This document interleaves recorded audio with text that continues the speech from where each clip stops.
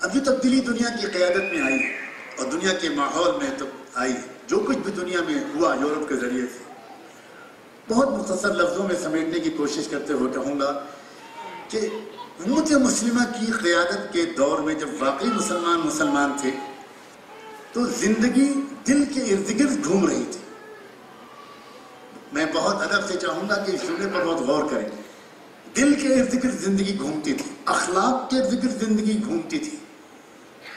کوئی قدم اٹھانے سے پہلے انسان یہ سوچتا تھا کہ اس سے میرا دل گندا ہوگا یا صاف ہوگا، یہ اخلاقی طور پر درست ہے کہ نہیں.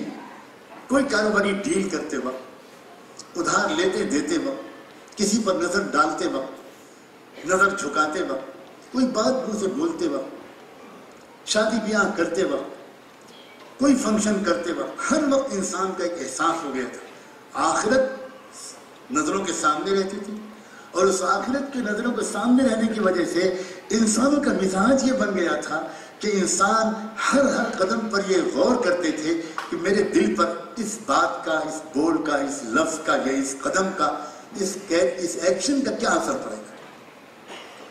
یورپ میں جب کمان سنبھالی تو دل ٹوٹلی اگنور ہو گیا، بالکل اگنور ہو گیا دل. یورپ نے قیادت سنبھالنے کے بعد جو دنیا کو تہذیب دی، وہ دنیا کی تہذیب پیٹ اور سیکس کے ارد گرد گھومنے لگی. اب دنیا کے انسانوں کے ذہن و دماغ پر پیٹ اور سیکس کا مسئلہ جس پوری طرح حاوی ہے. مجھے اپنے محدود مطالعے کی روشنی میں یہ کہتے ہوئے ہچکچاہٹ نہیں ہوتی کہ دنیا کی تاریخ میں یہ دو مسئلے کبھی بھی اس طرح انسانی ذہنوں پر حاوی نہیں ہوئے تھے. عجیب و غریب صورتحال بن گئی معاشرے کی. اب صرف جو کمرشل انٹرسٹ ہے، اب صرف جو ویسٹڈ انٹرسٹ ہے، وہ ہر شخص کا موٹیویٹر بن گیا. آلموسٹ تقریباً ہر شخص جو موٹیویٹ ہوتا ہے وہ اپنے مادی منافع کے تحت ہوتا ہے. فرد اور جماعت کے درمیان حقوق اور فرائض کا توازن بگڑ گیا.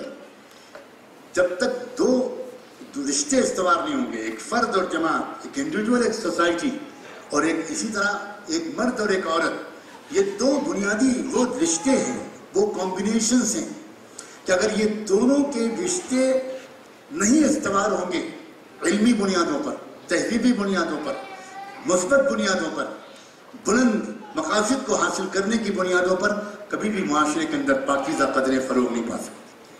کبھی پاکیزہ قدریں فروغ نہیں، لوٹ کھسوٹ ہوگا، ایکسپلائٹیشن ہوگا. اب تو یہ حالت ہے، ایجوکیشن جیسا مقدس شعبہ انڈسٹری بن گئی، خالص کاروبار بن گئی. کھیل کود جو دراصل انسانوں کی جسمانی ورزش کا ایک سبب تھے، وہ بھی انڈسٹری بن گئی. صحافت بھی انڈسٹری بن گئی. آئے دن اسکینڈلز اور اسکیمز سے پوری دنیا کے لوگ فٹ اپ ہوتے. عجیب کیفیت ہے. دنیا کے ہر اخبار میں زیادہ تر خبریں اسکیمز کی ہوتی ہیں، اسکینڈلز کی ہوتی ہیں. یہ اسکیمز کون لوگ کر رہے ہیں؟ یہ اسکیمز بے پڑھے لکھے لوگ نہیں کر رہے. اب تو اتنے ہزار کروڑ کے اسکیمز ہوتے ہیں کہ شاید کسی کے لیے ان کو فگرز میں لکھنا بھی آسان نہ ہوتا. اگر کسی کو کہا جائے کہ لکھو کہ 85,000 کروڑ، تو ایک آدھ زیرو کی غلطی کوئی نہ کوئی ضرور کرے گا، چاہے میتھمیٹک کا پروفیسر کیوں نہ ہو. اگر آپ اخبار میں خبر بھیجیں کہ 200 کروڑ کا غبن ہے، تو اخبار والے خبر چھاپنے میں تیار نہیں ہوتے. یار یہ بھی کوئی خبر ہے؟ ایک چوڑی چرا لی، ایک بندہ چرا لیا، یہ بھی کوئی خبر؟ ہمارے اخبار میں اس کی گنجائش نہیں ہے. ہمارے پاس تو خبر آئی ہے دلی سے، اتنے لاکھ کروڑ، اتنے لاکھ ہزار کروڑ. یا خدا، میں تو الفاظ میں بول بھی نہیں پا رہا ہوں، لکھنا تو دور کی بات ہے. یہ کون لوگ کر رہے ہیں اسکیمز؟ یہ پے پڑھے لکھے لوگ کر رہے ہیں، ہائیلی کوالیفائڈ لوگ کر رہے ہیں. انٹرنیشنل یونیورسٹیز سے ان کے بعد ڈگریاں ہیں، وہ اسکیمز کر رہے ہیں. یہ کیا ہو رہا ہے یہ دنیا میں؟ ایک بچی کی عزت محفوظ نہیں ہے. ایک ماں باپ شریف بنانے کے اپنی بچی کو اگر پڑھنے کے لیے بھیج دیتے ہیں، تو جب تک شام کو صحیح سالم بچی گھر محفوظ نہیں ہو جاتی، ماں کو چین نہیں آتا. آپس میں زبردست مسٹرسٹ ہے. دو سگے بھائی ایک دوسرے کے اوپر اس طرح کا اعتماد نہیں کرتے جس طرح کے پہلے دو اجنبی پڑوسی کیا کرتے تھے. یہ کیا چیز ہے؟ یہ میں تبدیلیوں کا جو ادوار گنا رہا ہوں کہ اب اس دور میں کون سی تبدیلی ہے جو پچھلے 200-300 سال سے پوری دنیا جس کے زیر سایہ جی رہی ہے. کیا صورتحال ہے دنیا میں؟ فیملی سسٹم برباد ہوتا چلا جا رہا ہے. امریکہ اور یورپ میں لوگ شادی کرنے پر تیار ہی نہیں ہوتے. اس وقت وہاں چرچ کے لوگوں کو ملینز آف ڈالرز خرچ کر کے سڑک پر ہورڈنگز لگانے پڑ رہے ہیں میرج کے لیے لوگوں کو ابھارنے پر. اور چونکہ میرج نہیں ہوتی تو چرچ کی آمدنی کم ہو رہی ہے. اور میرج کیوں نہیں ہوتی؟ اس لیے میرج نہیں ہوتی کہ امریکن لا کے مطابق اگر میرج کے بعد ڈیورس ہوگا تو ڈیورس کے بعد تو بیوی کو 50% شوہر کی پراپرٹی مل جائے گی. مجھے ڈر لگ رہا ہے یہاں بہت سی عورتیں بیٹھی کہیں سن کر یہ کاروبار یہاں نہیں شروع کر دیں. ایک زبردست انڈسٹری وہاں میرج کی شروع ہوئی ہے کہ عورتیں شادی کرتی ہیں 2-3 مہینے کے بعد جھگڑ کر ڈیورس لے لیتی ہیں اور ڈیورس لینے کے بعد 50% پراپرٹی شوہر کی اس بیوی کی ملکیت ہو جاتی ہے. اس کے بعد وہ دوسرے شوہر کی سے شادی کرتی ہے دوسرے آدمی سے. 2-3 مہینے کے بعد اس کی بھی بری گت بنتی ہے بیچارے کی اور پھر اس کے بعد اس کی بھی 50% پراپرٹی اس کے پاس ہو جاتی ہے. اس وقت امریکن بینکس جو ہیں وہ ان عورتوں کے پاس جا کر اپنے نمائندے مارکیٹنگ کر رہے ہیں کہ آپ کے پاس تو بہت پیسہ ہے انویسٹ کیجئے ہم بینکرپٹ ہو رہے ہیں. کیا صورتحال ہے؟ یہ کیا دیا ہے یورپ میں دنیا کو؟ یہ تصویر کا یہ رخ اگر ہماری دانشگاہوں میں اگر ہماری اکیڈمک انسٹیٹیوٹس میں اگر ہمارے انٹلیکچوئلز کے درمیان گفتگو اور بحث کا موضوع نہیں بنے گا تو کیا کسانوں اور مزدوروں کے درمیان بنے گا؟ کون لوگ تجزیہ کرنے کی پوزیشن میں ہیں؟ یورپ نے ہم کو کیا دیا ہے اور یورپ نے ہم سے کیا لے لیا؟ یورپ نے ہم سے کیا چھین لیا؟ اس مغربی تہذیب جس کی چمکتی ہوئی چمک دمک کو دیکھ کر ہمارے بہت سے نوجوان بچے اور بچیاں مسحور ہو رہے ہیں. دل و جان سے دعا ہے کہ اللہ ہمارے نوجوان بچوں اور بچیوں کو سمجھ دے ان کو. وہ کس تہذیب کو چھوڑ کر کون سی تہذیب اختیار کر رہے ہیں. میں کسی کا دل دکھانا نہیں چاہتا. مجھے کوئی حق نہیں ہے کہ اپنے کسی قوم کے چمکتے ہوئے نوجوان بچے اور بچی کا دل دکھاؤں. دل دکھانے کے لیے کچھ اور لوگ بہت کافی ہیں. لیکن میرا اپنا فرض ہے کہ میں اپنے نوجوان جگر کے ٹکڑوں اور قوم اور ملک کے مستقبل بننے والے ان بچوں کو سمجھاؤں کہ تم کس تہذیب کو چھوڑ کر کون سی تہذیب کو اختیار کر رہے ہیں. اتستبدلون الذی هو ادنی بالذی هو خیر. لکھنؤ میں آج سے تقریباً 20-22 سال پہلے ایک جرمن نو مسلم لیڈی آئیں ایک جماعت کے ساتھ. وہ جرمنی کی فلم انڈسٹری کے سب سے بڑے پروڈیوسر کی بیٹی تھی جس کو اللہ تعالیٰ نے سچائی کے مطالعہ کرنے اور قبول کرنے کا موقع دیا اور وہ اس اسلام کو اپنی زندگی میں اتارنے کے لیے یہاں اس ملک میں اس نے سوچا کہ ہم کچھ وقت گزاریں.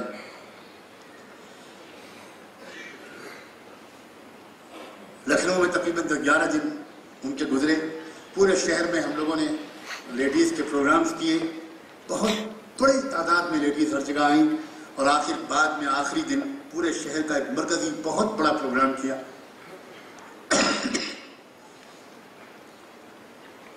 کئی ہزار کالج کی اسٹوڈنٹس لڑکیاں اور استانیہ معلمات اور ہماری پڑھی لکھی طبقے کی خواتین آئے. جس وقت وہ ایڈریس کرنے کے لیے بیٹھی آڈینس کو تو اس نے جو کچھ سامنے بیٹھی ہوئی خواتین کو دیکھا تو اس نے مجھے ایک سلپ بھیجی, ایک میسج بھیجا جس میں اس نے مجھ سے پوچھا کہ can I make some plain talking to this audience please. کیا میں صاف اپنے دل کی کچھ بات کر سکتی ہوں؟ تو میں نے ان کو جواب دیا کہ اللہ سے آپ متوجہ ہوئیے, اللہ کی طرف دعا کیجیے, جو آپ کے دل میں آیا آپ کہیے. اس بندی نے عجیب و غریب بات کہی, اس وقت مجھے یاد آ گیا, میں کہنے کی اجازت چاہتا ہوں. اس نے ان مجمع سے خواتین سے کہا کہ ہم یورپینس لوگ آپ جانتے ہیں کہ کتوں سے بہت پیار کرتے ہیں اور کتوں کو پالتے ہیں, اور شاید آپ کو یہ نہ معلوم ہو کہ کتوں کو کچھ بیماریاں ایسی لگ جاتی ہیں کہ جن بیماریوں کے بعد وہ کتے فریش کھانا نہیں پسند کرتے. جب تک کھانا سڑ نہیں جاتا, جب تک کھانا خراب نہیں ہو جاتا, اس وقت تک وہ کھانے کو منہ میں لیتے ہی نہیں. ایک بیماری ہے جو ہمارے یہاں بعض کتوں کو ہو جاتی ہے. اس نے کہا کہ میری بہنوں, میری فرینڈز, میری سہیلیوں, مجھے معاف کرنا, مجھے ایسا لگتا ہے کہ تم کو وہ بیماری لگ گئی ہے. ہم جس تہذیب کو وامٹ کر رہے ہیں, ہم جس تہذیب کو چھوڑ رہے ہیں, اب تم لوگ اس تہذیب کو چاٹنا شروع کرنا چاہتے ہو۔ یورپ نے خاندانوں کو توڑ دیا۔ سویڈن کے لیٹسٹ فگرز بتا رہے ہیں آلموسٹ 87 بچے وہاں پر اس وقت ناجائز پیدا ہو رہے ہیں، جن کے اسکول کے فارم میں وہ لکھ ہی نہیں سکتے کہ میرا باپ کون ہے۔ They don't know who fathered them۔ پورے میرج کا جو پورا سسٹم ہے وہ ٹوٹا چلا جا رہا ہے۔ دواؤں کی انڈسٹری، کیا آپ یقین کریں گے سب سے زیادہ پروفیٹیبل انڈسٹری پوری دنیا میں اس وقت، ایون جو ویپنز سے بھی زیادہ جو انڈسٹری اس وقت پروفیٹیبل ہے وہ دواؤں کی انڈسٹری۔ دوائیں بنائی جا رہی ہیں جان بوجھ کر بیماریوں کو پیدا کرنے والی، اور ان کو پوری دنیا میں مارکیٹ کیا جا رہا ہے۔ وہ دوائیں جو امریکہ یورپ میں بین ہیں، ان دواؤں کو پوری دنیا کے اندر مارکیٹ کیا جا رہا ہے، اور ان دواؤں کی زبردست پبلسٹی کی جا رہی ہے، کھیل کے میدانوں میں، اسٹیڈیمز میں، ٹی وی کے ایڈز کے ذریعے سے، نہ جانے کہاں کہاں ان کا پبلسٹی کی جا رہی ہے۔ یعنی عجیب و غریب قسم کی تہذیب ہے یہ، جس میں ایک ہی رب ہے، ایک ہی خدا ہے، ایک ہی الہ ہے، اور وہ ہے پیسہ۔ پیسہ کسی طرح ملے، چاہے لاکھوں انسانوں کو موت کے گھاٹ اتار کر۔ یہ اس وقت کا ماحول ہے جو بنا ہوا ہے۔ ایک عام انسان کاروبار کرنا چاہتا ہے، نہیں کر سکتا بغیر انٹرسٹ کے انوالومنٹ کے، اور عام طور پر لوگ نہیں سمجھ پاتے، ہمارے پڑھے لکھے لوگ بھی، کہ یہ interest based economy, interest based economic transactions کتنی بڑی وجہ ہے مہنگائی کے بڑھنے کی۔ میں تو قسم کھا کر کہنے کو تیار ہوں، اکیڈمیکلی پروف کرنے کو تیار ہوں کہ جب تک انٹرسٹ بیسڈ اکنامک سسٹم ختم نہیں ہوگا، دنیا سے مہنگائی کی شرح کو بڑھنے سے دنیا کی کوئی حکومت روک نہیں سکتی۔ کیسے روکے گی؟ میں اپنے عزیز نوجوانوں کو سمجھانے کے لیے کہتا ہوں، ایک بزنس مین ایک بینک سے 10 کروڑ روپے لیتا ہے اپنے کاروبار میں لگانے کے لیے۔ یہ 10 کروڑ روپے بینک میں کس کے ہیں؟ عام ڈپازیٹرز کے، بینک کے نہیں ہیں، عام لوگوں کے ہیں۔ میرے اور آپ کے پیسے ہیں جو بینک میں اکاؤنٹ کھول کے پیسے وہاں جمع کراتے ہیں۔ یہ بینک میرے اور آپ کے پیسے سے 10 کروڑ روپے اس انڈسٹریلسٹ کو دیتا ہے کہ تم بزنس کرو۔ یہ 10 کروڑ روپے انویسٹ کرتا ہے، کوئی چیز پروڈیوس کرتا ہے، کوئی چیز مینوفیکچر کرتا ہے، اس کے بعد یہ بینک کو انٹرسٹ واپس کرتا ہے 15% کے لحاظ سے، مثلاً آپ سمجھ لیجئے۔ اب یہ جو جتنی رقم واپس کرے گا، یہ چاہے 1 کروڑ روپے اگر واپس کرتا ہے، 85 لاکھ روپے اگر واپس کرتا ہے، تو یہ 85 لاکھ روپے جو اس انڈسٹریلسٹ نے بینک کو واپس کیے ہیں، یہ کہاں سے لے گا وہ؟ کیا وہ اپنے پروفٹ میں سے نکالے گا؟ بالکل نہیں۔ کاسٹ آف پروڈکشن بڑھا دے گا، اور وہ قیمت جو بازار میں وہ اپنے مال کی لائے گا، وہ قیمت بڑھا کر ہم سے اور آپ سے وہ قیمت وصول کر کے بینک کو اپنا انٹرسٹ ادا کرے گا۔ آپ غور تو کریں ذرا، کس بری طریقے سے عام انسان کو لوٹا جا رہا ہے اس بینکنگ سسٹم کے ذریعے سے۔ کیا ہو رہا ہے؟ عوام کے پیسے جاتے ہیں، عوام کے پیسے سے یہ بگ انڈسٹریز کاروبار کرتے ہیں، اور پھر اس کے بعد اس کو جب بینک کو ری پک کرتے ہیں تو دوبارہ قیمت کو بڑھا کر پھر میری اور آپ کی جیب سے نکالتے ہیں، اور ہم پھر اس کے بعد بڑی قیمت میں اسی مال کو خریدتے ہیں جو ہمارے پیسے سے بنا تھا۔ مسلسل مہنگائی بڑھتی چلی جاتی ہے۔ یہ اتنی سمپل بات ہے کہ شاید 10ویں کلاس کے اکنامک کے اسٹوڈنٹ کو بھی معلوم ہونی چاہیے، لیکن اللہ جانے کیا معلومیت ہے، کیا احساس کمتری ہے، کیا انفیریٹی کمپلیکس ہے۔ آج تک میں کسی یونیورسٹی میں، کسی کالج میں انٹرسٹ بیسڈ اکنامی کے خلاف اس کے بارے میں کوئی اکیڈمک لیکچر سننے کو میرے کان طرف ہے۔ کب تک یہ موضوعات صرف مدرسوں میں بیان ہوں گے؟ کب تک یہ موضوعات صرف مسجد کے ملا بیان کرتے رہیں گے؟ مجھے یہ شرف حاصل ہوا کہ یونو کے ایڈریس کے بعد میں نے ورلڈ بینک کے ڈائریکٹر سے ڈائریکٹ بات کی جو وہیں پر بیٹھا ہوا تھا، اور میں نے یہی سمپل ہے بات اس کے سامنے رکھی۔ آپ میرے ایک سمپل سوال کا جواب دو، اگر انٹرسٹ بیسڈ اکنامی دنیا سے ختم نہیں ہوگی تو can you check the inflation?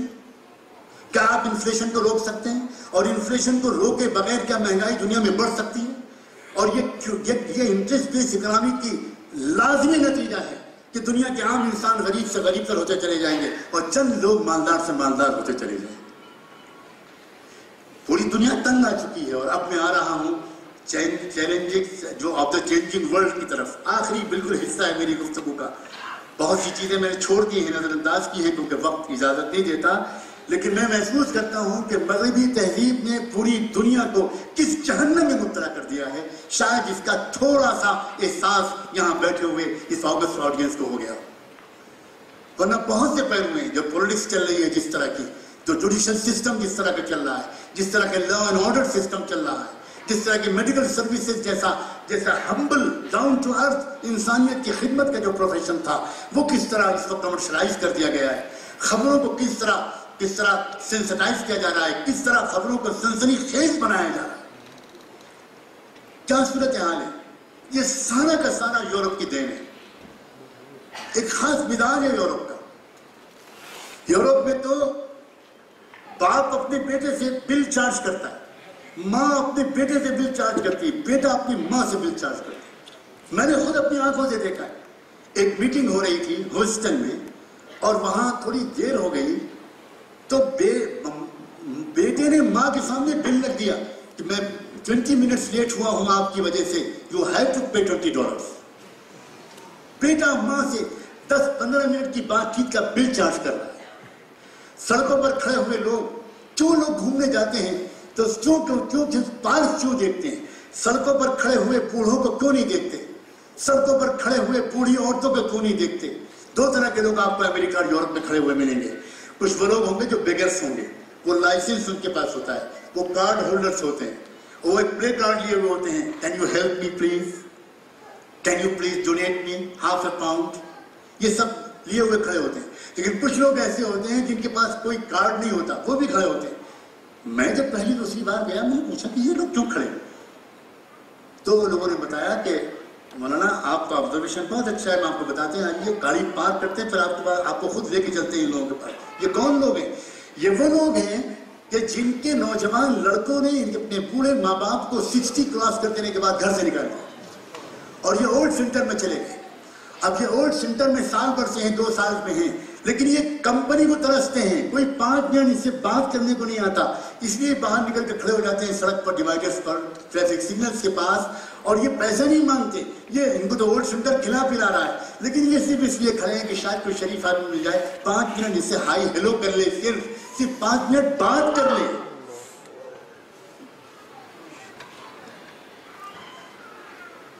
اب میں آخری حصے پر آتا ہوں۔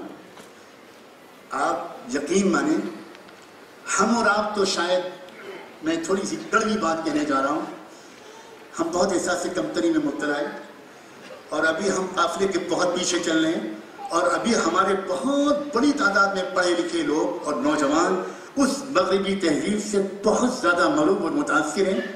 لیکن جہاں سے یہ مغربی تہذیب چلی تھی، میں آپ کو بتانا چاہتا ہوں کہ اس مغربی تہذیب کے ان ملکوں کے رہنے والے اکثر خواص اور عوام اب اس وقت خود ایک بدلاؤ کے لیے بے چین ہیں۔ وہ خود فیڈ اپ ہو چکے ہیں، وہ یہ تو سمجھ رہے ہیں کہ یہ غلط ہے جو ہمارے یہاں ہے۔ نوم چومسکی نے جو اپنے رائٹ اپ میں لکھا ہے، یہاں تک اس نے لکھ دیا ہے کہ ورلڈ کے اسپرچول لیڈر سے میں ریکویسٹ کرتا ہوں they should come forward and produce and please give us some formula to bring some changes in the world۔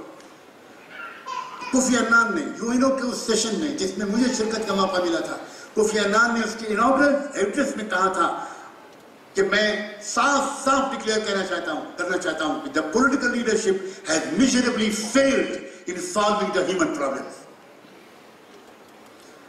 آپ کو شاید آپ نے یقیناً فالو کیا ہوگا، سن 2011 اور 2012 میں امریکہ اور یورپ میں ایک زبردست تحریک چلی تھی جس میں انہوں نے اکنامک سسٹمز کے خلاف وہاں کے لوگ نکل کھڑے ہوئے تھے۔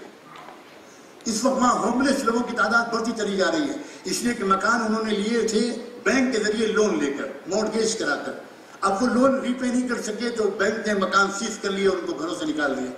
اب اس وقت ٹینٹ میں رہنے والے لوگوں کی تعداد کئی لاکھ سے اوپر ہو گئی ہے امریکہ میں، ایون اسرائیل میں، تل ابیب میں، جس میں دنیا میں کوئی امیجن نہیں کر سکتا تھا۔ میں نے 2012 کے دسمبر میں اسرائیل کی جو سب سے بڑی نیوز ایجنسی ہے اس کی نیوز میں خود پڑھا تھا، اور الفرقان میں میں نے لکھا بھی تھا اپنے ایڈیٹوریل میں کہ 1 لاکھ ٹینٹ لگائے گئے ہیں تل ابیب میں ہوملیس لوگوں کے رہنے کے لیے۔ یہ تہذیب اب دم توڑ رہی ہے اور لوگ فیڈ اپ ہو چکے ہیں، لوگ بدل چاہتے ہیں، لوگ چینج چاہتے ہیں۔ خود ہمارے ملک میں آپ دیکھو کیا صورتحال ہے، ایک لڑکی بس میں اس کی عزت لوٹی گئی، عزتیں تو روزانہ سینکڑوں کی لوٹی جا رہی ہیں، لیکن اس ایک لڑکی کے کیس کے پوری ملک میں زیادہ شہرت ہو گئی. بڑی دردناک طریقے سے، بربریک طریقے سے اس کے ساتھ بہیو کیا گیا. ملک چیخ اٹھا. ماہرین قانون، سوشل جسٹس پر لکھنے والے لوگ، ہمارے پروفیشنلز، لا کمیشن کے retired chairman, members of parliament, کتنے صحافیوں نے، کتنے اوپینین میکرز نے کھل کر لکھا. کتنے لوگوں نے یہ بات کہی کہ بھائی اب تو ریپ کی سزا وہ ہونی چاہیے جو اسلام دیتا ہے. کھل کر لوگوں نے کہا. اس پر ایڈیٹوریلز لوگوں نے لکھے. جب اس پر کسی نے ہولہ مچایا کہ اسلام کیسے ایک سیکولر ملک میں بات آ رہی ہے، تو یہاں پر بھی وہ نان مسلم رائٹرز نے لکھا کہ عجیب تنگ نظر لوگ ہیں یہ. ہم اس ملک کے اندر جس طرح لڑکیوں اور عورتوں کی عزتوں سے کھیلا جا رہا ہے، اگر ہم یہ سجیسٹ کرتے ہیں کہ اس کے بغیر کام نہیں چلے گا، کہ جب تک جو بھی ریپ کرے اس کو ڈیتھ پینلٹی دی جائے، تو اس پر یہ کہاں کیوں الزام دیا جاتا ہے کہ یہ اسلامک پنشمنٹ ہے؟ اگر اسلام میں کوئی بات اچھی ہے تو ہم کو ایکسپٹ کرنا چاہیے. اروندھتی رائے نے اس موضوع پر پریس کانفرنس کی. ملک اور عوام اور پوری دنیا، آپ یقین کریں، میں بڑے درد کے ساتھ کہہ رہا ہوں، روز محشر گواہی دینے کے لیے اپنے آپ کو تیار کر کے کہہ رہا ہوں کہ دنیا کے باشعور لوگ تیزی کے ساتھ ایک بدلاؤ چاہتے ہیں، ایک تبدیلی چاہتے ہیں. اور کیا اس میں کوئی شک ہے یہاں بیٹھے ہوئے لوگوں کو کہ وہ تبدیلی صرف اس وقت آ سکتی ہے جب ایک بار پھر اللہ کی کتاب ہدایت قرآن مجید اور رحمت دو عالم محمد رسول اللہ صلی اللہ علیہ وآلہ وسلم کے بتائے ہوئے سولوشنز کو یہ دنیا قبول کی. اس دنیا کا ہم پر حق ہے. ہم جس کانٹیننٹ میں رہتے ہیں اس کا ہم پر حق ہے. انسانی برادری کا ہم پر حق ہے. پوری انسانی برادری کا ہم پر حق ہے. اور یہ ہمارا فرض ہے کہ ہم بہت محبت کے ساتھ اور علمی بصیرت کے ساتھ لوگوں کے سامنے حل رکھیں. اس یورپین تہذیب نے ہمارے نوجوانوں کو ڈرگس کا عادی بنا دیا. انا للہ. میں شرم سے گڑ جاتا ہوں جب میں اس وادی کشمیر کے نوجوان بچوں اور بچیوں کے بارے میں یہ خبر وحشت اثر سنتا ہوں کہ یہاں بھی ڈرگس کی بلا پہنچ گئے. کیا جوڑ ہے اس حسین وادی کے نوجوانوں کا، ان کی خوبصورت جوانیوں کا اس ڈرگس جیسی بلا سے؟ پہلے یہ تہذیب اسٹریس دیتی ہے. پہلے یہ تہذیب روحانی سکون سے محروم کرتی ہے. پہلے یہ تہذیب پیس انسائٹ سے محروم کرتی ہے. اور پھر اس کے بعد یہ تہذیب اس کا حل دیتی ہے ڈرگس دے کر. یہ سب انڈسٹری ہے. اسٹریس کا کریٹ کرنا یہ بھی انڈسٹری ہے. Can you believe it? Stress create کیا جاتا ہے موبائل کے رنگ ٹون سے. اسٹریس کریٹ کیا جاتا ہے ٹی وی کے موونگ پکچرز کے ذریعے سے. یہ زبردست انڈسٹری ہے. میرے حضرت شیخ و مرشد حضرت مولانا ذوالفقار احمد نقشبندی دامت برکاتہم نے اس پر زبردست ریسرچ کیا ہے کہ موبائل کے رنگ ٹونز کے اندر بیہائنڈ دا سین کیا میسیجز کنوے کیے جا رہے ہیں، اور ان کنویجز کے ذریعے سے ذہنی سکون کس طرح درہم برہم ہوتا ہے. کیا ہو رہا ہے؟ پہلے اسٹریس پیدا کیا جاتا ہے نوجوانوں کے اندر، اور پھر ان نوجوانوں کو اسٹریس سے نکالنے کے لیے ڈرگس کا عادی بنایا جاتا ہے. دنیا، سچ کہتا ہوں، دنیا پریشان ہے. دنیا بے چین اور پریشان ہے. میں ایسے نہ جانے کتنے ای میلز روزانہ آتے ہیں، نہ جانے کہاں سے لوگ. اب تو صورتحال یہ کہ اس وقت دنیا کے ورلڈ بینکس جو ہیں، بڑے بڑے بینکس، وہ اسلامک بینکنگ اور اسلامک فائنینسنگ سسٹم کی طرف آ رہے ہیں. اور یہ بات دنیا کے ماہرین معاشیات تسلیم کر چکے کہ جو اسلامک سسٹم ہے مشارکہ کا، مرابحہ کا، صرف وہ سسٹم جو ہے جو پارٹنرشپ بیسڈ ہے، جس میں پروفٹ اینڈ لاس دونوں میں شرکت ہوتی ہے، صرف وہ جو سسٹم ہے ٹرانزیکشن کا، بزنس کا، اکنامک کا، صرف وہ فلرش کر سکتا ہے. پوری دنیا اس وقت بے چین ہے. اب آپ خود غور کریں آپ، کیا یہ پرائم ٹائم نہیں ہے اس تبدیلی کا پیغام لے کر دنیا کے سامنے کھڑے ہو جانے کا؟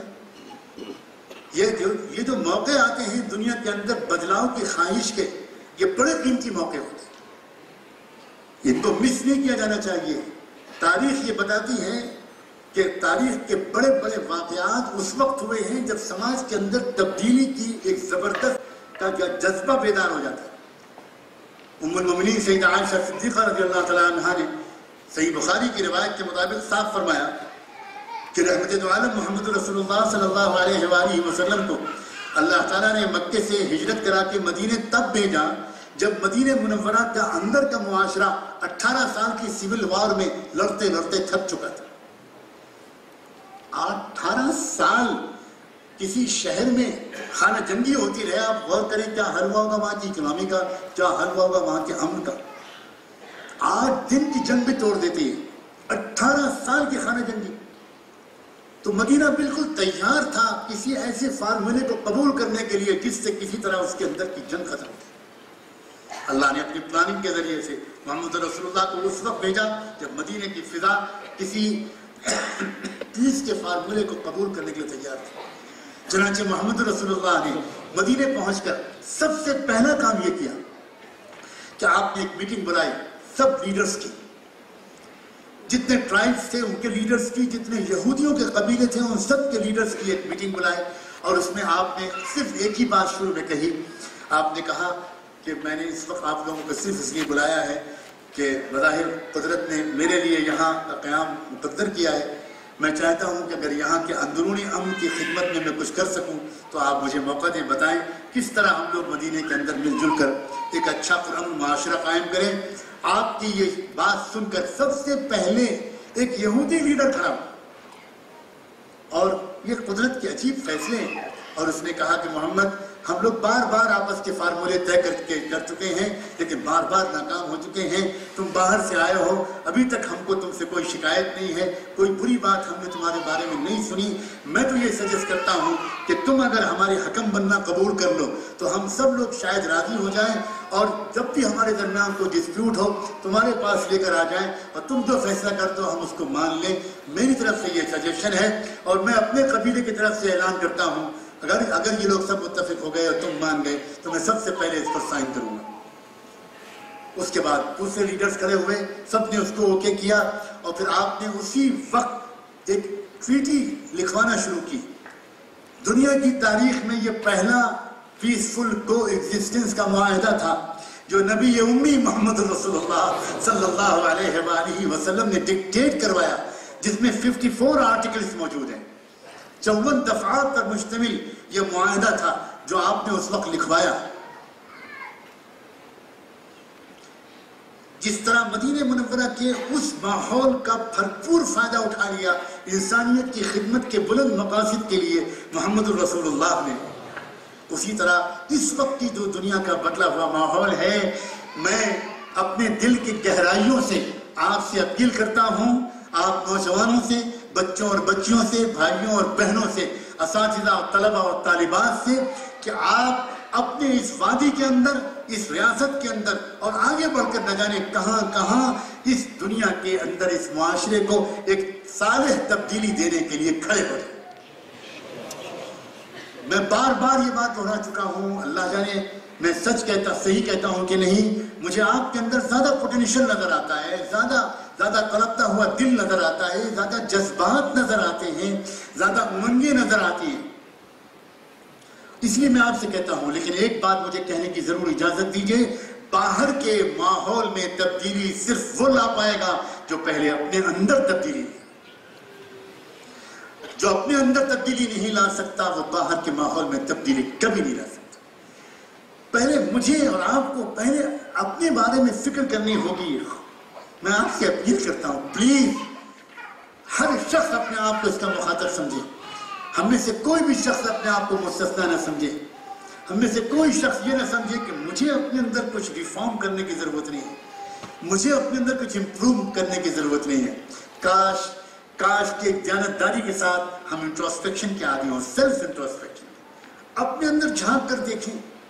ہم اپنے اندر جھانک کر دیکھیں گے تو ہم سب کو اپنے اندر کچھ کمزوریاں مل جائیں گی، کچھ کمزوریاں۔ کوئی پائے گا کہ میرے اندر غصہ ہے، کوئی پائے گا کہ میرے اندر وقت کا استعمال کم ہے، کوئی پائے گا کہ میرے اخلاق میں کچھ کمزوری ہے، کوئی پائے گا کہ میری عبادات میں کچھ کمزوری ہے، کوئی پائے گا کہ میں اپنے بچوں کو زیادہ ٹائم نہیں دیتا، کوئی کچھ۔ ویری سمپل، بہت آسان ہے. اپنے اندر جھانک کر دیکھنے کی عادت ڈالو عزیز نوجوانوں. اپنے من میں ڈوب کر پا جا سراغ زندگی، اپنے من میں ڈوب کر پا جا سراغ زندگی. تو اگر میرا نہیں بنتا نہ بن، اپنا تو بن.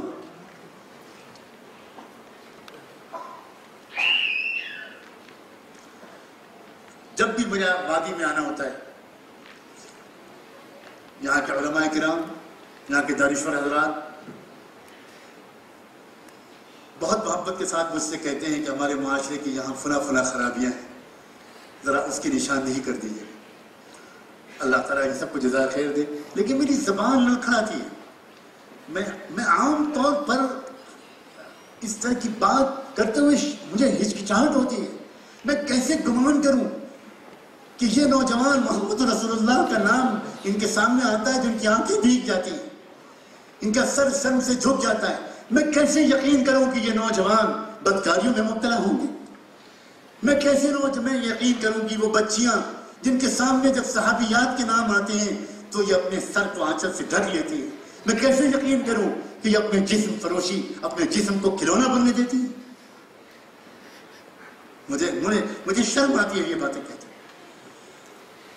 آپ سب وہ لوگ ہیں. میں ایک واقعہ سنا کر اپنی بات مکمل کرتا ہوں. ایک شخصیت ایسی ہے جس کی محبت آپ سب کے دل و دماغ کے اندر پیوست ہے. ایک ایک کے اندر وہ آپ کے دل میں اس سے محبت ہے، اور وہ شخصیت اور کوئی نہیں، میرے آقا محمد الرسول اللہ کی شخصیت. کبھی بھی کوئی گستاخ محمد الرسول اللہ کی توہین کرنے لگتا ہے تو کیا ہم اور آپ نہیں دیکھتے کہ وہ نوجوان جو بظاہر بہت دیندار نہیں لگتے، وہ بھی جان دے دینے اور جان لے لینے کے درپے ہو جاتے ہیں. وہ سب برداشت کر سکتا ہے یہ نوجوان، لیکن یہ برداشت نہیں کر سکتا کہ محمد رسول اللہ کے آبرو سے کوئی کھیلے. آپ میں اردو ادب کے اساتذہ ہوں گے.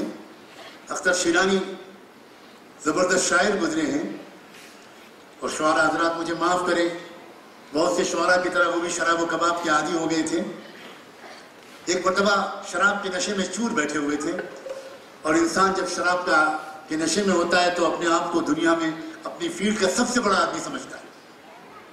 وہ اسی موڈ میں بیٹھے ہوئے تھے کہ ان کے کسی منچلے شاگرد نے کھیلنا شروع کیا اور پوچھنا شروع کیا کہ حضور آپ کا غالب کے بارے میں کیا خیال ہے؟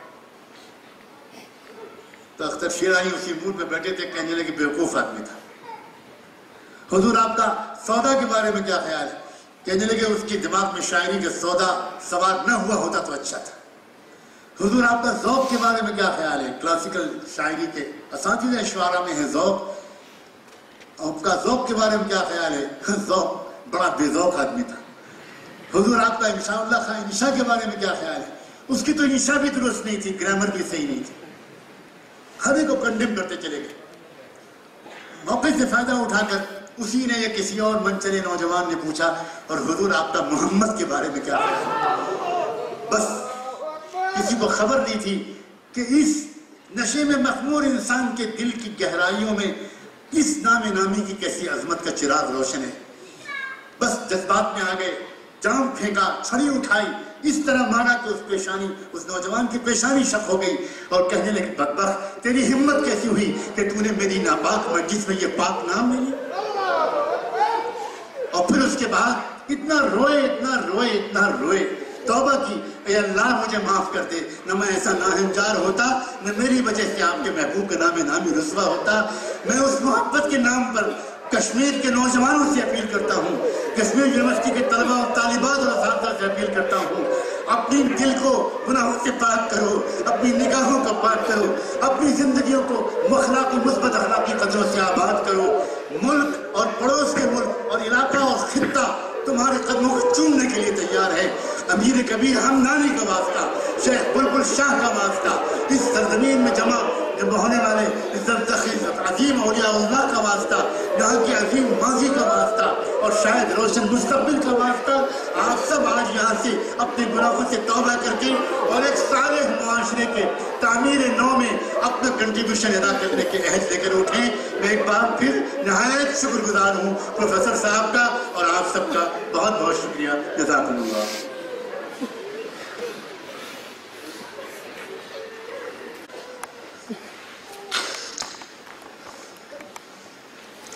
May I request now Professor Talat Sahab, Honorable Vice Chancellor, to say a few words, give his comments, please. अस्सलाम वालेकुम जनाब मौलाना साहब, हमारे भाई और बहनों, मौलाना नमानी साहब ने बहुत ही आसान लफ्ज़ों में बहुत सारी चीज़ें बताई और बहुत ही इम्पोर्टेंट एस्पेक्ट्स को उन्होंने टच किया है। और मैं इनके सामने जस्ट एक अदना इंसान हूँ और मेरी नॉलेज इन सारे टॉपिक्स पे जो हजरत ने अभी डिस्कस किया, मैं इनके सामने कुछ नहीं कह सकता हूँ।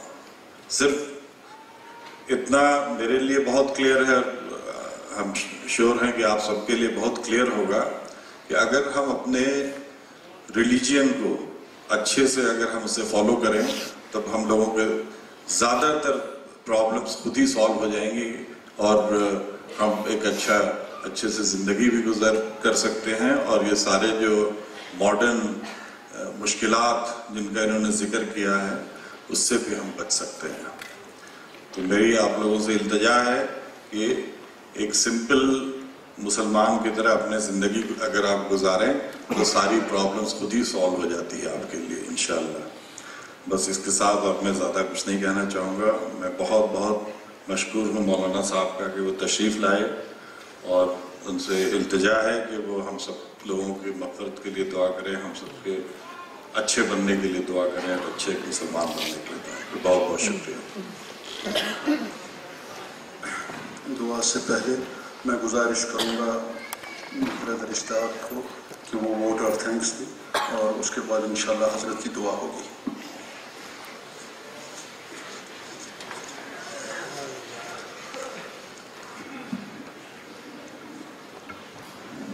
अस्सलामु अलैकुम व रहमतुल्लाहि व बरकातुहू। अल्हम्दुलिल्लाह रब्बिल आलमीन वस्सलातु वस्सलामु अला रसूलिल करीम। Before I could request Hazrat Maulana Sajjad Nomani Sahab Damat Barakatuhul Aliyah to make dua, I would like to thank Allah subhanahu wa ta'ala for this occasion, that Allah subhanahu wa ta'ala has allowed us to come here to participate in this great event. And Allah subhanahu wa ta'ala has given us tawfiq to hear the words of wisdom and the advices of Reverend Hazrat Maulana Damat Barakatuhul Aliyah. And whatever Hazrat Maulana has said, may Allah subhanahu wa ta'ala make us stand on what he has said and make us committed on what Hazrat Maulana has asked us to do. May Allah subhanahu wa ta'ala accept our endeavor as well. We have participated in this program, we have given our time to this program. May Allah subhanahu wa ta'ala accept our weak efforts. May Allah subhanahu wa ta'ala accept our weakest possible this kind of event, and may Allah subhanahu wa ta'ala reward us all in this world and the hereafter. It gives me deep sense of honor to the Reverend Hazrat Maulana Khalilur Rahman Sajjad Nomani Sahab Damat Barakatuhul Aliyah for accepting our invitation to visit Kashmir Valley, and especially today to this great venue, alhamdulillah. And we're thankful to him for a great and wonderful and meaningful dialogue we just had. Alhamdulillah, jazakallahu khairan kaseera fi dunya wal akhirah. We are very thankful and indebted to Hazrat, to Honorable Vice Chancellor Sahab of this grand university, the very learned Professor Talat Ahmed Sahab, for allowing us to have this kind of program here in this university. Sir, your participation has indeed encouraged us, and we are honored. We thank you all from our core of our hearts. We are equally grateful to all the dignitaries, guests, and the beloved students, and all our mothers and the sisters that have come here today at this great occasion, on this great program. May Allah subhanahu wa ta'ala reward you all.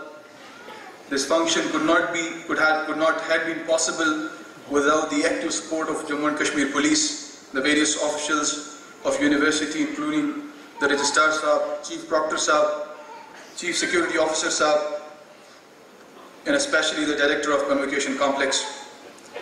On behalf of organizers, I would like to thank Director Convocation Complex, Janab Muhammad Shafi Shumbli Sahab and Fahim Sahab for their active support. I would be failing, and we will be failing in our duties if we don't thank the volunteers and the staff of Forum for Revival of Human Values. It's a forum that is trying its level best to take care and take address the students, address the youth. They are trying to cater coaching centers, colleges, universities. Alhamdulillah, by the fazl and karma of Allah Ta'ala Shanu, Allah is accepting, Allah is allowing us to meet all kind of people, especially the youth. Alhamdulillah, programs are happening. We are thankful to Allah Subhanahu wa Ta'ala. We are thankful to the NELCO members and Forum for Revival of Human Value members for their active contribution for the success of this seminar. Most importantly, we are also grateful and we are humbled by the presence of our esteemed elders, respected and honored ulama kiram of Kashmir, especially Hazrat Maulana Hamidullah Lone Sahab, Damat Barakatul Aliyah, Hazrat Mufti Abdul Rashid Sahab, Damat Barakatul Aliyah, Hazrat Shaykh al-Hadith Mufti Nazir Ahmad Qasmi Sahab, Damat Barakatul Aliyah, and other revered ulama kiram. May Allah subhanahu wa ta'ala bestow them with His immense mercy and blessings. And we'd also like to thank the patrons of NELCO, Shaykh Abdul Rashid Sahab and Janab Farooq Ahmad Kalu Sahab, and inshallah the respected father of Manzoor Ahmad Sahab, Haji Ghulam Ahmad Wangu Sahab, alhamdulillah, who had been committed to the du'as and the prayers, alhamdulillah. I would also request every one of you, inshallah, who are present in this occasion, to regularly visit our website, www.humanvalues.in, where we have the largest collection of audio bayans and the video bayans of our elders of Kashmir, alhamdulillah. And most importantly, the discourses that have been happening from last few years of Hazrat Maulana Sajjad Numani Sahab Damat Barakatum Aliyah. We have them all on our website. And we request all of you also to kindly visit, always remain connected to Hazrat Maulana Sajjad Numani Sahab Damat Barakatum Aliyah's own website, www.tawbah.org. You have lots of discourses of Hazrat Maulana on that very website, and there is live streaming of Hazrat Maulana's bayans. Alhamdulillah, this time also we have live streaming of Hazrat Maulana's bayan of this venue, and on our website also at humanvalues.in.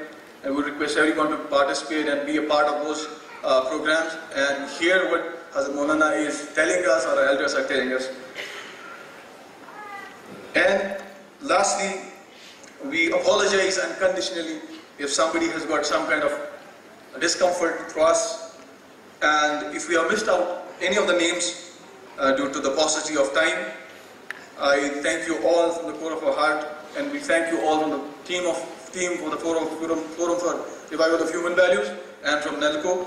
And I would request humbly Hazrat Maulana Damat Barakatum Aliyah to make dua. Assalamu alaikum wa rahmatullahi wa barakatuh. Sayyidina Muhammad wa ala ali Sayyidina Muhammadin wa barik wa sallim. Allahumma salli ala Sayyidina Maulana Muhammad معدن الجود والكرم وعلى آله وصحبه وبارك وسلم. اللہ ہم آپ کے بندے اور آپ کی بندیاں آپ کے حضور میں حاضر ہیں. اللہ ظاہر میں ہم آپ کے بندے ہیں, حقیقت میں نہایت گندے ہیں. اللہ معاف فرما دیجئے, اللہ معاف فرما دیجئے, اللہ معاف فرما دیجئے. اے اللہ اتنے بڑے مجمع میں نہ جانے کیسے کیسے اچھے بندے اور بندیاں یہاں موجود ہوں گے. اللہ اگر ہماری نہیں تو انہی کی آمین کے طفیل. اللہ ہم سب کی مغفرت کر دیجئے, ہم سب کو معاف کر دیجئے, ہمیں نیک بنا دیجئے. اللہ ہم کیا تھے اور کیا ہو گئے. اللہ ہم شرمندہ ہیں, ہم منہ دکھانے کے لائق نہیں ہیں. اے رب کریم ہمیں قرآن کے سانچے میں ڈال دیجئے, اپنے محبوب کی شریعت و سنت کا اللہ اتباع کرنے والا بنا دیجئے. اے اللہ ہم دنیا میں دیکھتے ہیں کہ چند اگر چند عورتیں بھی کہیں چل کر آ جاتی ہیں تو لوگ ان کے احترام میں قتل کا مقدمہ بھی معاف کر دیتے ہیں۔ اللہ یہاں تو بہت سی بندیاں آئی ہیں، اللہ اگر ہماری نہیں تو اپنی ان بندیوں کی آمین کے طفیل آج اس پورے مجمع کو ایک بار اپنے پیار کی نظر سے دیکھ لیجئے، رحمت کی نظر سے دیکھ لیجئے، ایک نظر ڈال دیجئے اللہ، ایک نظر ڈال دیجئے۔ تیری ایک نگاہ کی بات ہے میری زندگی کا سوال ہے، تیری ایک نگاہ کی بات ہے میری زندگی کا سوال ہے۔ مجھے اپنی پستی کی شرم ہے، تیری رفعتوں کا خیال ہے، مجھے اپنی پستی کی شرم ہے، تیری رفعتوں کا خیال ہے۔ میں اپنے دل کو کیا کروں، اسے پھر بھی شوق وصال ہے، اسے پھر بھی شوق وصال ہے۔ اللہ ہمارے دل بدل دیجئے، اللہ ہمارا دل بدل دیجئے، اللہ ہمارا دل بدل دیجئے۔ اللہ اس یونیورسٹی کو، اللہ اس یونیورسٹی کو ملت اسلامیہ کی اللہ ایک مکمل قیادت کے لیے قبول کر لیجئے۔ اللہ ایک ایک طالب علم کو، ایک ایک طالبہ کو، ایک ایک معلم اور ایک ایک معلمہ کو اے رب کریم ایک مثالی انسان بنا دیجئے، ایک مثالی انسان بنا دیجئے۔ اے اللہ ہم شرمندہ ہیں، اے اللہ ہم شرمندہ ہیں۔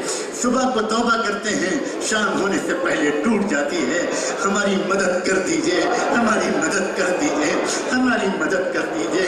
اے رب کریم ہم جس کیفیت کے ساتھ اس حال میں آئے تھے اللہ اسی کیفیت کے ساتھ باہر نکلنا نہیں چاہتے۔ ہم آئے تھے اپنے گندے دل لے کر، جانے سے پہلے ہمارے دلوں کو دھو دیجئے، ہمارے دلوں کے دھبوں کو مٹا دیجئے، ہمارے دلوں کے دھبوں کو مٹا دیجئے۔ اللہ جتنی مائیں یہاں بیٹھی ہیں اللہ ان کی اولادوں کو ان کی آنکھوں کی ٹھنڈک بنا، کتنے باپ یہاں بیٹھے ہیں ان کی اولادوں کو ان کی آنکھوں کی ٹھنڈک بنا۔ اللہ ہمارے بچوں اور بچیوں کی جوانیوں کو بے داغ رکھیے۔ اے رب کریم، اے رب کریم لٹیرے سڑکوں پر نکل کھڑے ہوئے ہیں، اللہ لٹیرے نکل کھڑے ہوئے ہیں۔ نہ بچیوں کی عزتیں محفوظ ہیں، نہ بچوں کے دل محفوظ ہیں، نہ بچوں کی نگاہیں محفوظ ہیں۔ اللہ کچھ مدد کر دیجئے، ایمان دے دیجئے، تقویٰ دے دیجئے۔ اللہ دنیا بدلنے کے لیے بے چین ہے لیکن دیر اس لیے لگ رہی ہے کہ آپ کے محبوب کی امت سو رہی ہے۔ اللہ ہمیں پھر سے کھڑا کر دیجئے، ہمیں جگا دیجئے، ہمیں بیدار کر دیجئے، ہمیں علم و آگہی عطا فرما، ہمیں شعور عطا فرما، ہمیں کشادہ دل عطا فرما۔ اللہ ہمیں بہت بڑا دل عطا فرما۔ اللہ ناقابل برداشت چیزوں کو برداشت کرنے کا حوصلہ نصیب فرما۔ اللہ ناقابل برداشت چیزوں کو بھی برداشت کرنے کا حوصلہ نصیب فرما۔ اللہ اس پروگرام کے لیے نہ جانے آپ کے کتنے بندوں بندیوں نے کب سے محنتیں کی ہوں گی، کب سے بھاگ دوڑ کی ہوگی، کتنا وقت اور کتنا مال لگایا ہوگا۔ اللہ ہم ان کا نام نہیں جانتے مگر آپ ان سب کا نام جانتے ہیں۔ اللہ ان سب کی محنتوں کو قبول فرما، ان کو جزائے خیر عطا فرما۔ اللہ یہ یونیورسٹی اللہ کیسی میزبانی کرتی ہے، یہ معمولی سے طالب علم کو اعزاز بخشتی ہے، موقع دیتی ہے کہ یہ اپنا درد دل یہاں کے لوگوں کے سامنے رکھے۔ اللہ ان کے رتبے بلند فرما، اللہ ان کو دنیا اور آخرت دونوں جہان کی خوشیاں نصیب فرما۔ اللہ ایک آخری التجا اور ہے، ایک گزارش اور ہے، ہم سب گنہگاروں کے نام لے کر رحمت دو عالم صلی اللہ علیہ وآلہ وسلم کی خدمت اقدس میں ہم سب کی طرف سے درود و سلام بھیجوا دیجئے ان پر اور ان کی آل پر، ان پر اور ان کے اہل بیت پر، صحابہ اور صحابیات پر، ازواج مطہرات پر، ذریت طیبہ پر اور ان کے نقش قدم پر چلنے والے تمام اولیاء اللہ اور بزرگان دین پر اور اسی راستے پر جینے اور مرنے کی ہم سب کو توفیق عطا فرما۔ وصلی اللہ تعالی علی خیر خلقہ سیدنا محمد وعلی آلہ وصحبہ اجمعین برحمتک یا ارحم الراحمین۔